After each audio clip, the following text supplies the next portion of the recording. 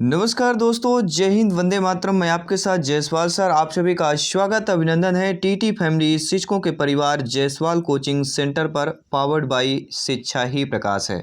शिक्षा में ज्ञान देती है, संस्कार देती है और यही शिक्षा का प्रचार प्रसार जो है, शिक्षा का जो अभिवृद्धि की बात करेंगे, आप भावी शिक्षक अध्यापक अध्यापिकाओं के हाथ में आने वाला है। चलिए शुरुआत करेंगे। पर्यावरण अध्ययन प्रैक्टिस पेपर की बात करेंगे, अभ्यास प्रश्न पत्र मॉडल पेपर की बात कर रहे हैं और आपके यह एनसीईआरटी के पैटर्न पर यह प्रैक्टिस पेपर रहने वाला है। और ये संपूर्ण कंसेप्ट से 30 महत्वपूर्ण प्रश्न रहने वाले हैं और सारे प्रश्न आपके नए प्रश्न रहने वाले हैं, जो सिलेक्शन के लिए इम्पोर्टेंट भी है और कुछ मॉडरेट क्वेश्चन को भी यहाँ पे कंबाइन किया गया है। तो आज का जो अभ्यास प्रश्न पत्र है वह एक अलग ही लेवल का होने वाला है।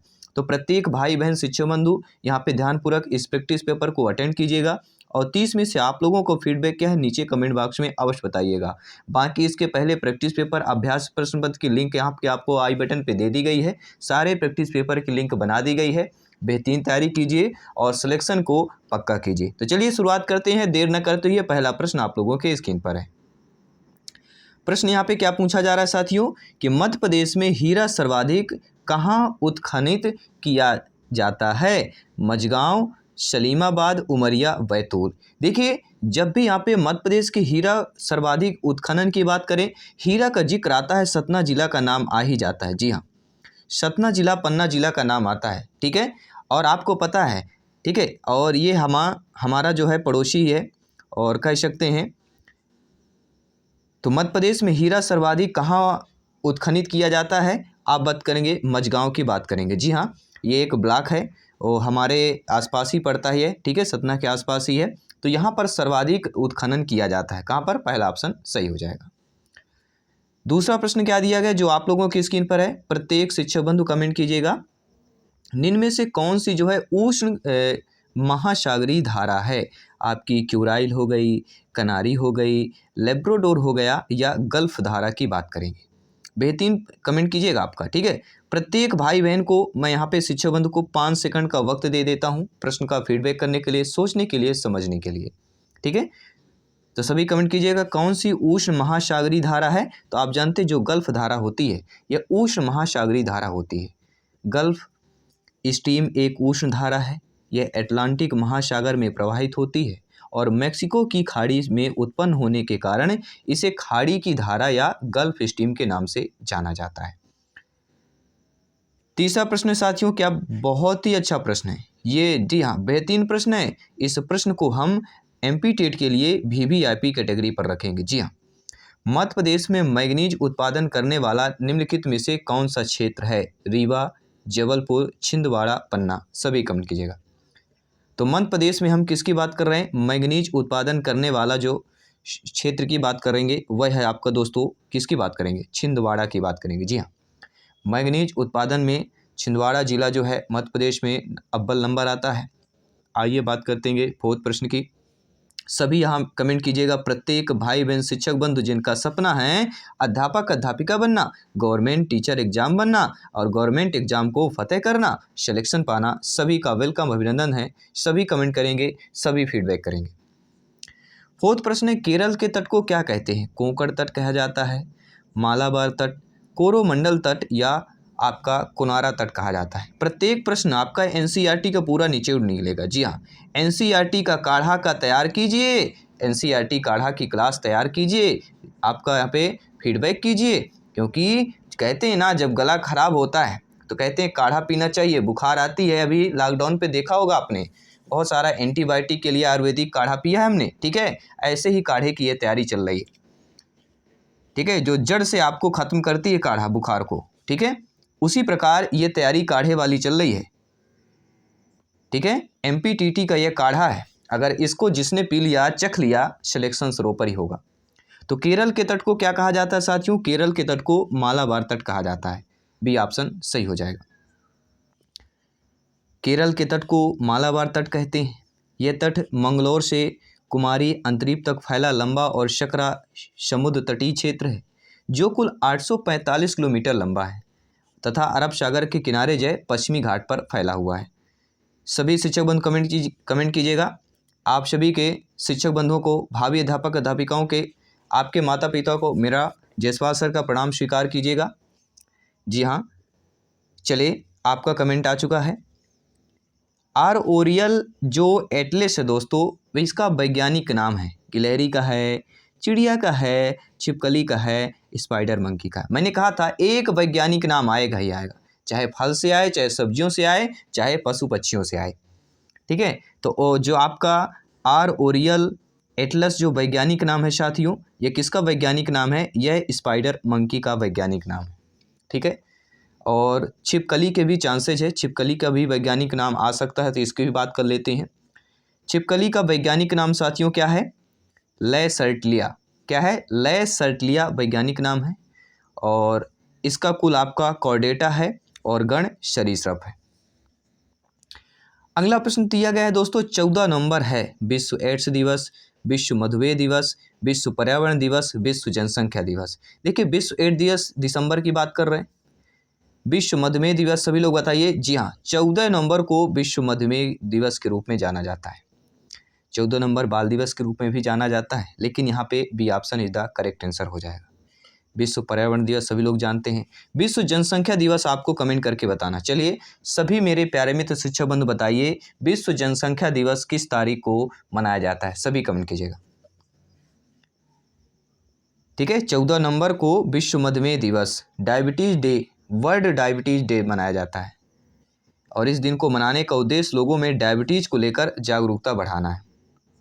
7वां प्रश्न है साथियों, रुधिर में यूरिक अम्ल की अधिकता से होता है आर्थराइटिस होता है, गाउट होता है, श्यूमेटिमस होता है, या दमे की बात करेंगे। मेरे प्यारे प्यारे भाइयों की प्यारी प्यारी बहनें गृहिणी सभी कमेंट कीजिएगा, क्योंकि गवर्नमेंट एग्जाम के लिए पाना है तो भैया इतना आसान नहीं है, बहुत पापड़ बेलने पड़ते हैं।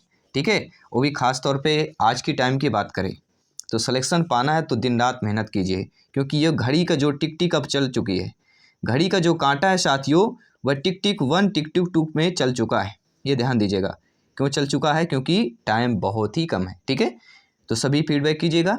रुधिर में यूरिक अम्ल की जो अधिकता से होता है, क्या होता है? मान लीजिए रुधिर में यूरिक अम्ल की अधिकता हो गई तो उससे क्या हो जाता है? उससे गाउट हो जाता है। और ये गाउट क्या है? रुधिर में यूरिक अम्ल की अधिकता से गाउट नामक रोग होता है। ये गाउट क्या है? एक रोग है, और यह आर्थराइटिस जो होता है। ठीक है, तो आर्थराइटिस का स्वप्रतिरक्षित रोग का प्रकार है, और यूरिक अम्ल जोड़ों, टेंडोन और ऊतकों में जमा हो जाता है, जोड़ों में सूजन व दर्द पैदा कर देता है। ठीक है, तो आई होप आप लोग समझ गए होंगे कि रुधिर में यूरिक अम्ल की अधिकता से कौन सा रोग होता है? गाउट रोग हो जाता है। 8वां प्रश्न बेहतरीन प्रश्न है, बेहतरीन फीडबैक आपका चाहेंगे इस प्रश्न पर कि निम्न में से कौन जो है भारत का युवा शतरंज ग्रैंड मास्टर है? जी हाँ, विश्वनाथ आनंद की बात करेंगे, देवेंदु बरुआ की बात करेंगे, पेन दयाला हरिकृष्णा की बात करेंगे, या सुब्रमण्यम की बात करेंगे। सभी कमेंट कीजिएगा। आपका प्रत्येक कमेंट फीडबैक यहाँ पे सिलेक्शन को सर्वोपरि करता है। भारत का युवा शतरंज ग्रैंड मास्टर सुब्रमण्यम की बात करेंगे। जी हाँ, भारत के युवा शतरंज खिलाड़ी भरत सुब्रमण्यम देश के 73वें शतरंज ग्रैंड मास्टर बन चुके हैं। उन्होंने रविवार को इटली में एक टूर्नामेंट में तीसरे और अंतिम ग्रैंड मास्टर मानदंड हासिल किया है, और यह उपलब्धि भी हासिल की है। तो ध्यान दीजिएगा, 73वें शतरंज ग्रैंड मास्टर बन गए हैं भरत सुब्रमण्यम। किसके? भारत के युवा शतरंज खिलाड़ी की बात करेंगे। 9वां प्रश्न है, कौन सी बीमारी प्रेषणीय आपके संपर्कीय रोग है? मधुमेह की बात करेंगे, डिप्थीरिया की बात करेंगे, आर्थराइटिस की बात करेंगे, कैंसर की बात करेंगे। सभी कमेंट कीजिएगा। जायसवाल सर आप सभी का अभिनंदन, स्वागत करते हैं। तो कौन सी बीमारी प्रेषणीय आपके संपर्कीय रोग की बात करेंगे? वह होगी डिप्थीरिया। जी हाँ, डिप्थीरिया प्रेषणीय संपर्कीय रोग है। यह रोग कोरिनेबैक्टीरियम डिप्थेरो नामक जीवाणु से होता है। ये नाक तथा गले को प्रभावित करता है। तो डिप्थीरिया रोग किसको प्रभावित करता है? नोट कर लीजिएगा, नाक और गले को प्रभावित करता है, और यह एंटीबायोटिक के सही प्रयोग से इसका उपचार भी हो जाता है। तो किसको प्रभावित करता है? नाक और गले को यह प्रभावित करता है। बात करेंगे डिप्थीरिया की। अगला प्रश्न लाजवाब प्रश्न है सिलेक्शन की दृष्टि से कि मध्य प्रदेश का प्रथम पर्यावरण न्यायालय कहाँ पर स्थित है? आपके जबलपुर शहर की बात करेंगे, इंदौर की बात कर रहे हैं, ग्वालियर की बात कर रहे हैं, भोपाल की बात कर रहे हैं। देखिए, साफ सफाई के मामले में इंदौर शहर सभी लोगों को पता होगा, बल आता है, और जबलपुर का नाम जुड़ा हुआ है काफ़ी ज़्यादा। ग्वालियर किले की बात करेंगे, ठीक है। और भोपाल तो कैपिटल ही है आपका एमपी का। मध्य प्रदेश भारत का दिल की बात करेंगे तो मध्य प्रदेश का प्रथम पर्यावरण जो न्यायालय दोस्तों स्थित है वह आपके भोपाल। जी हाँ, capital of MP, Madhya Pradesh के कैपिटल, मध्य प्रदेश के राजधानी की बात करेंगे। भारत में जंगली गधा विल्ड एज कहाँ पाए जाते हैं? सुंदरवन पर पाए जाते हैं, असम के जंगलों में पाए जाते हैं, कच्छ के रण में, या कावेरी के डेल्टा पर पाए जाते हैं? सभी कमेंट कीजिएगा। समय बहुत कम बचा हुआ है, आप कमेंट करते जाइए, तैयारी करते जाइए, सिलेक्शन पाते जाइए। भारत में जंगली गधा वाइल्ड एज कहाँ पाए जाते हैं? आपका कमेंट अगर कच्छ का रण है बिल्कुल सही है। जी हाँ, जंगली गधा कच्छ के रण पे पाए जाते हैं और इन्हें क्या कहा है, खच्चर के नाम से भी जाने जाते हैं। यह जीव IUCN के संकट प्राय श्रेणी पर हैं। ध्यान दीजिएगा, रेड डाटा बुक में इनको शामिल कर लिया गया है। ध्यान दीजिएगा। अगला प्रश्न स्क्रीन पर है। हरित खाद जो होती है किससे प्राप्त होती है? घरेलू सब्जी अपशिष्ट होती है, तैलीय बीजों के खल्ली से होती है, ताज़ा मवेशी उच्चग्र से होती है, या हरे लेग्यूम पौधों के अपघटन से होती है? आपका एक कमेंट आपका एक स्कोर पक्का कर देता है। जी हाँ, सभी कमेंट कीजिएगा। हरित खाद किससे प्राप्त होती है साथियों? तो हरे लेग्यूम पौधे के अपघटन से प्राप्त होती है। जी हाँ, किससे बात करेंगे? हरित खाद का निर्माण जो है आपके नाइट्रोजन स्थिरीकारक हरे दलहनी पौधों के अपघटन करके बनाया जाता है। ये आपको ध्यान देना है, ठीक है। चलिए अगला प्रश्न आ चुका है। बेहतरीन प्रश्न है कि मानस पशु विहार किस राज्य में स्थित है? आपके राजस्थान में है, आपके असम में है, आपके झारखंड में है, आपके छत्तीसगढ़ में है? सभी कमेंट कीजिएगा। तो मानस पशु विहार किस राज्य में स्थित है? हमारे असम राज्य पर स्थित है। जी हाँ, और असम की नाम लेते हैं, ठीक है। एक सींग वाले गैंडे का जिक्र आ जाता है, ठीक है। असम की बात करेंगे। अगला प्रश्न है साथियों, विश्व में प्रदूषण का कौन सर्वाधिक प्रमुख स्रोत है? शाक तथा कीटनाशी की बात करेंगे, स्वचालित वाहन उत्सर्जन की बात करेंगे, मल मूत्र तथा कूड़ा कचरा की बात करेंगे, औद्योगिक उत्सर्जन की बात करेंगे। तो विश्व में प्रदूषण का जो सर्वाधिक प्रमुख स्रोत कहलाता है, सभी जानते हैं, मल मूत्र तथा कूड़ा कचरा की बात करेंगे। जी हाँ, जिसे हम सीवेज के नाम से जानते हैं। सीवेज अर्थात मल मूत्र तथा गॉम्बेज को हम कूड़ा कचरा बोलते हैं। संसार में प्रदूषण के सबसे बड़े स्रोत के रूप में उभर चुके हैं, ठीक है। सीवेज और गॉम्बेज अर्थात मल मूत्र और कूड़ा कचरा। इसके अंतर्गत मानव तथा जानवर के साथ साथ औद्योगिक कचरा भी, तैरते कचरे भी इसमें शामिल हो जाते हैं।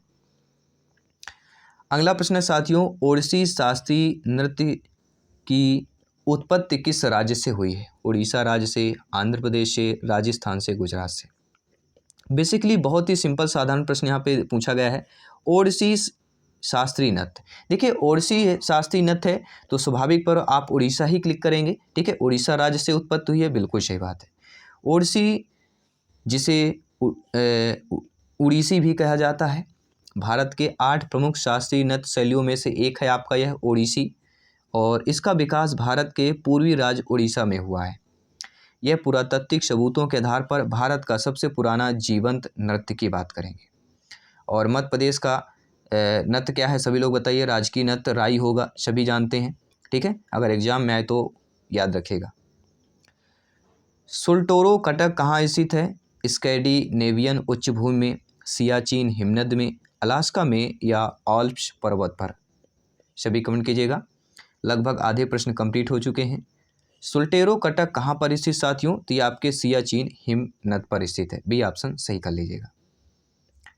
सियाचिन ग्लेशियर भारत का सबसे बड़ा ग्लेशियर है, यह ट्रांस हिमालय में स्थित है। सुल्टेरो कटक काराकोरम श्रेणी की उपश्रेणी है और यह काराकोरम के बिल्कुल मध्य पर स्थित है। अगला प्रश्न है साथियों, विटामिन बी की कमी से मनुष्य में कौन सा रोग होता है? सूखा रोग होता है, स्कर्वी होता है, बेरी होता है, रक्ताल्पता होता है? सभी को पता होगा रक्ताल्पता की बात करेंगे, खून का थक्का न जमना। विटामिन के की बात करेंगे, बेरी का जिक्र आ जाता है, सभी जानते हैं। किसकी बात करेंगे? तो विटामिन बी के कमी से कौन सा रोग की बात करेंगे? बेरी ही की बात करेंगे। सूखा रोग रिकेट्स हो गया, ये विटामिन डी की बात करेंगे। स्कर्वी विटामिन सी की बात करेंगे। तो विटामिन बी के कमी से मनुष्य में होने वाला जो रोग होगा बेरी होता है, आपका एनीमिया भी होता है, ठीक है। लाल रक्त कणिकाओं का निर्माण भी इसी से होता है। इसकी कमी से बेरी त्वचा की बीमारियां, एनीमिया, मंदबुद्धि जैसी कई खतरनाक बीमारियां हो सकती हैं और इसका आनुवंशिक कारण भी हो सकता है। रिकेट्स या सूखा रोग बच्चों में होने वाली हड्डियों की बीमारी से जो विटामिन डी है, कैल्शियम और फास्फोरस की कमी से होता है। इसमें हड्डियों में दर्द, हड्डियों का कमज़ोर होना, नरम पड़ना या अन्य विकृतियाँ आ सकती हैं। अगला प्रश्न है साथियों, मृदुलाई वन्य जीव या मृदुलाई वन्य प्राणी अभयारण्य किस राज्य पर स्थित है? आपके केरल राज्य पर, आपके कर्नाटक पर, आपके तमिलनाडु पर, आपके आंध्र प्रदेश पर। तो मृदुलाई वन्य प्राणी अभयारण्य किस राज्य पर स्थित है? हमारे तमिलनाडु पर। जी हाँ। अब आप बोलेंगे सर जब ऑप्शन करते हैं तो आप करते हैं, जब सही उत्तर होता तो हम कर लेते हैं। ठीक है, तो ध्यान दीजिएगा, हमें सही आंसर की बात करेंगे। ठीक है, तो मृदुलाई वन्य प्राणी अभयारण्य किस राज्य पर स्थित है? आपके तमिलनाडु राज्य पर स्थित है। और यह कैसा है? एक बाघ अभयारण्य है। अन्नामलाई, कालकड़, आपके मृदुचुरई, सत्यमंगलम टाइगर रिजर्व, यह तमिलनाडु पर स्थित है। और मधुमलाई, इंदिरा गांधी और वेदांतागल वन्यजीव अभयारण्य यह कहाँ पर है? तमिलनाडु पर। ठीक है, तो ये ध्यान दीजिएगा, अन्य भी आपके एग्जाम पर आ सकते हैं, इसलिए पूरा डिटेल के साथ लेकर चलते हैं। पूरी तैयारी बेहतरीन कर रहे हैं, क्योंकि पर्यावरण में 25+ का स्कोर करना ही करना है। और आपको पता है अगर सिलेक्शन पाना है तो 3 सब्जेक्ट में 25+ का स्कोर करना पड़ेगा। ठीक है, जिसमें से आपके पर्यावरण, बाल विकास एंड गणित इम्पोर्टेंट है, या हिंदी संस्कृत में किसी मान सकते हैं। तो वन्य जीव को कल्याण हेतु आरक्षित क्षेत्र को क्या कहा जाता है? अभयारण्य, वन कहा जाता है, राष्ट्रीय उद्यान कहा जाता है, वनस्पति उद्यान कहा जाता है। सभी कमेंट कीजिएगा। मेरे सभी मित्र, मेरे सभी शिक्षक बंधु, मेरे प्यारे प्यारे भाइयों, मेरी प्यारी प्यारी बहनें, सभी कमेंट कीजिएगा। राइट ऑप्शन दोस्तों आ चुका है, वन्य जीव कल्याण हेतु आरक्षित क्षेत्र को क्या कहा जाता है? दोस्तों, आरक्षित क्षेत्र को राष्ट्रीय उद्यान कहा जाता है। जी हाँ, किसकी बात करेंगे? राष्ट्रीय उद्यान की बात करेंगे। देखिए, वन्य जीवों के कल्याण हेतु आरक्षित क्षेत्र को राष्ट्रीय उद्यान कहते हैं। और भारत का सबसे पहला राष्ट्रीय उद्यान जिम कॉर्बेट नेशनल पार्क था। और वर्तमान में भारत में लगभग 104 राष्ट्रीय उद्यान हैं। ठीक है, सर्च कर लीजिएगा, इतने ही हैं लगभग मेरे अंदाज से। अगर कोई बढ़ गए हों तो एक बार रिमाइंड कर लीजिएगा। अगला प्रश्न है, इनमें से किसे शरीर निर्माण खंड कहा गया है? प्रोटीन को, विटामिन को, कार्बोहाइड्रेट को, वसा को कहा गया है। सभी कमेंट कीजिएगा। इनमें से शरीर निर्माण खंड की बात कर रहे हैं। अगर आपका जवाब प्रोटीन है, बिल्कुल सही जा रहे हैं। जी हाँ, सभी लोग कमेंट कीजिएगा। आज मुश्किल है, कल थोड़ा बेहतर होगा। आज मुश्किल है, कल थोड़ा बेहतर होगा, बस उम्मीद मत छोड़ना।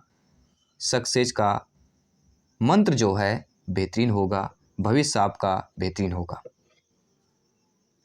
सभी कमेंट कीजिएगा। किसे शरीर निर्माण खंड कहा जाता है? प्रोटीन को शरीर निर्माण खंड कहा जाता है। अगला प्रश्न स्क्रीन पर है। अगला प्रश्न है, सल्तोरा पर्वतमाला कहाँ स्थित है?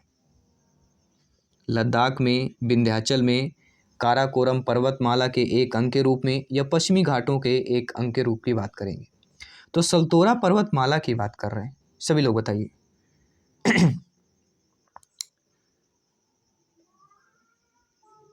तो सल्तोरा जो पर्वतमाला दोस्तों है, ये आपके किस शहर पर स्थित है? ये आपके काराकोरम पर्वतमाला के एक अंग के रूप में स्थित है। सी ऑप्शन सही हो जाएगा।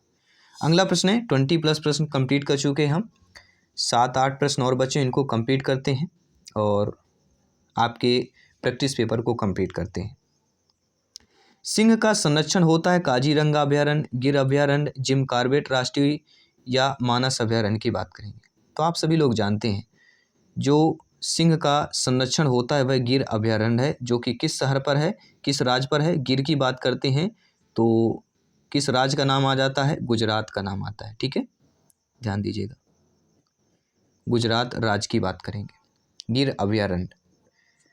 अगला प्रश्न है 23 नंबर प्रश्न है, जो कि बहुत ही अच्छा प्रश्न पूछा गया है, ध्यानपूर्वक समझिएगा और इससे संबंधित जरूर प्रश्न आ जाएगा कि भारत में उच्चतम न्यायालय के न्यायाधीश के रूप में नियुक्त के लिए निम्नलिखित में से कौन सी अर्हता अनिवार्य नहीं है? कि भारत का नागरिक होना चाहिए, आयु कम से कम 35 वर्ष होनी चाहिए, एक या अधिक उच्च न्यायालयों में कम से कम 10 वर्ष तक अधिवक्ता के रूप में कार्य कर चुका हो, या एक प्रतिष्ठित विधिवेत्त होना चाहिए।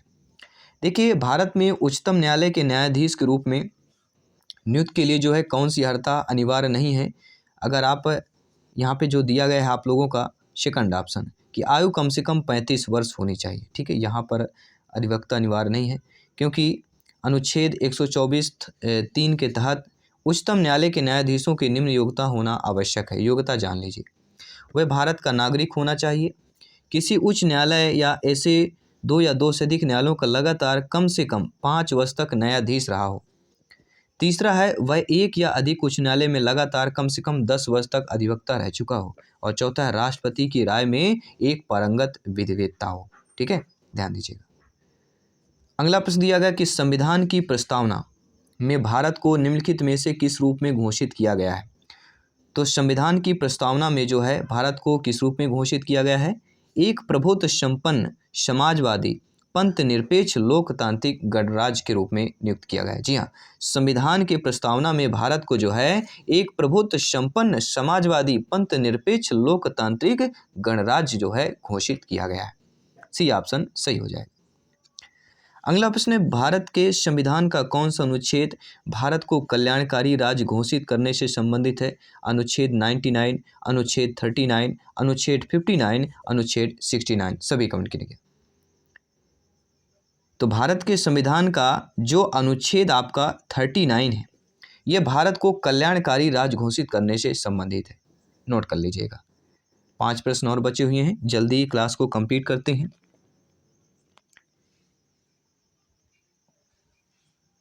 संविधान के किस अनुच्छेद के तहत राज्य निर्वाचन आयोग नगर पालिकाओं के चुनाव पर निगरानी और नियंत्रण रखता है। अनुच्छेद 240(1), अनुच्छेद 241(j), अनुच्छेद 243 अनुच्छेद 245(d).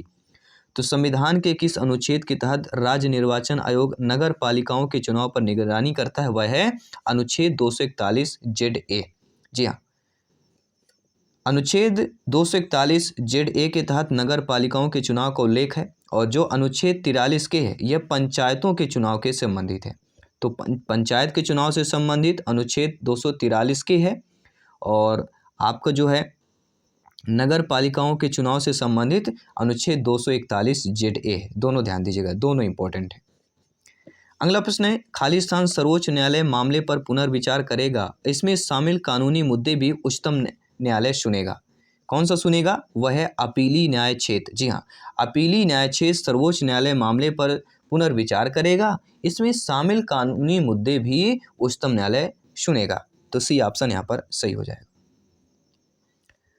जिंदगी की असली उड़ान बाकी है, जिंदगी के बहुत इम्तहान बाकी है, अभी तो नापी है मुट्ठी भर जमीन हमने, अभी तो सारा आसमान बाकी है। सभी कमेंट कीजिएगा मेरे प्यारे मित्रों। एक दिन अपने आप पर गर्व करना, एक दिन अपने आप पर गर्व करना, वो आज हारी हुई है, बाजी जीतनी ही होगी, इसलिए मेहनत करनी ही होगी, सिलेक्शन पानी होगी, अपने लिए, अपने माता पिता के लिए, अपने बच्चों के लिए जिन्होंने मेहनत किया है वो साकार करने का समय आ चुका है। जब भी पढ़ने का मन न हो वो जिक्र कर लीजिएगा, वो जिक्र जैसे ही दिल पर आएगा मुझे वादा है 2 दिन नींद नहीं आएगी। जी हाँ, सभी कमेंट कीजिएगा। जो हालातों से गुजरता है वही सफलता के लिए कड़ी मेहनत जो करता है साथियों, सफलता अवश्य मिलती है। देर जरूर होता है लेकिन सफलता मिलती है। बस मेहनत करना मत छोड़ना, एक ही नारा रट के रहना, मेहनत नहीं छोड़ूंगा, सफलता पाके रहूँगा। सभी कमेंट कीजिएगा। चलिए प्रश्न की बात कर रहे हैं। मोटिवेशन भी ज़रूरी होता है, हम भी होते हैं, आपके लिए भी कोशिश करते हैं। नए राज्य बनाना, उसके नाम और सीमाओं में परिवर्तन करने की शक्ति निम्न में से किसके पास है। राष्ट्रपति के पास है, संसद के पास है, चुनाव आयोग के पास है, उपरोक्त में से किसी के पास नहीं है। तो नए राज्य बनाना, उसके नाम और सीमाओं में जो परिवर्तन करने की जो शक्ति होती है वह किसके पास होती है, संसद के पास होती है। B option is the right answer, correct answer हो जाएगा। 2 प्रश्न है, बेहतरीन प्रश्न दिए गए हैं, ध्यानपूर्वक समझिएगा। दोनों प्रश्न लाजवाब प्रश्न है, ध्यान दीजिएगा। तीसरी कक्षा के बच्चों को पर्यावरण की स्वच्छता से संबंधित शिक्षा प्रदान करने का सबसे अच्छा तरीका क्या हो सकता है। आप शिक्षक बंधु है, बताइए। जी हाँ, कि स्वच्छता पर एक व्याख्यान देना, या स्वच्छता के लाभ की शिक्षा देने वाली एक कहानी सुना देना।